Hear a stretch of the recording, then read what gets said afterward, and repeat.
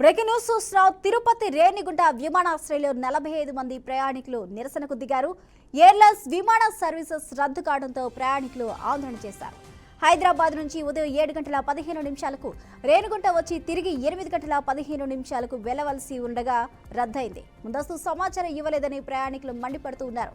ఉదయం నుంచి వేచి ఉన్నామని ప్రయాణికులు నిరసన వ్యక్తం చేస్తున్నారు.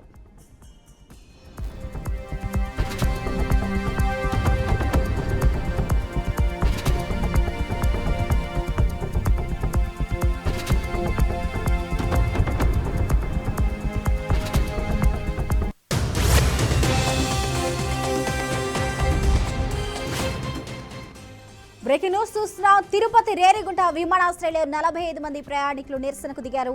ఎయిర్లైన్స్ విమాన సర్వీస్ రద్దు కావడంతో ప్రయాణికులు ఆందోళన చేశారు. హైదరాబాద్ నుంచి ఉదయం 7 గంటల 15 నిమిషాలకు రేణిగుంట వచ్చి తిరిగి 8 గంటల 15 నిమిషాలకు వెళ్లవలసి ఉండగా రద్దయింది. ముందస్తు సమాచారం ఇవ్వలేదని ప్రయాణికులు మండిపడుతున్నారు. ఉదయం నుంచి వేచి ఉన్నామని ప్రయాణికులు అంటున్నారు.